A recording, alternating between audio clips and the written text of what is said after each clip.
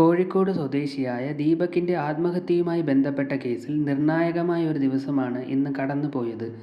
ദീപകിനെതിരായ ബസിൽ വെച്ച് മോശമായി പെരുമാറി എന്നാരോപിച്ച് വീഡിയോ പ്രചരിപ്പിച്ച ഷിംജിത മുസ്തഫയുടെ ജാമ്യാപേക്ഷയിൽ വിധി പറയുന്നത് കോടതി നാളത്തേക്ക് മാറ്റി, അതായത് ഫെബ്രുവരി 6 മാറ്റിവെച്ചിരിക്കുകയാണ്.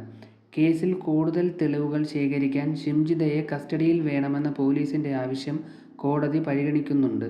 ഒരു വൈറൽ വീഡിയോ എങ്ങനെ ഒരാളുടെ ജീവനെടുത്തു എന്നതിനെക്കുറിച്ചുള്ള ചർച്ചകൾ ഇപ്പോഴും സോഷ്യൽ മീഡിയയിൽ നടന്നുകൊണ്ടിരിക്കുകയാണ്. ഇതിനിടെ കേസിൽ ഹൈക്കോടതിയുടെ ഇടപെടലും ഉണ്ടാകാൻ സാധ്യതയുണ്ട്.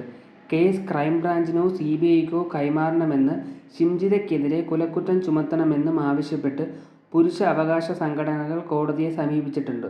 ഈ ഹർജി ഫെബ്രുവരി 10 കോടതി പരിഗണിക്കും. സത്യം പുറത്തുവരണമെന്നും ദീപകിൻ്റെ കുടുംബത്തിന് നീതി ലഭിക്കണമെന്നുമാണ് സോഷ്യൽ മീഡിയയിൽ ഉയരുന്ന പ്രധാന ആവശ്യം. ഷിംജിതയുടെ ജാമ്യവിധി നാളെ വരുമ്പോൾ ഇത് ഈ കേസിലെ നിർണായക വഴിത്തിരിവാകും. ഇത്തരം സൈബർ വിചാരങ്ങൾക്കെതിരെ ശക്തമായ നിയമം വരേണ്ടതാണ്.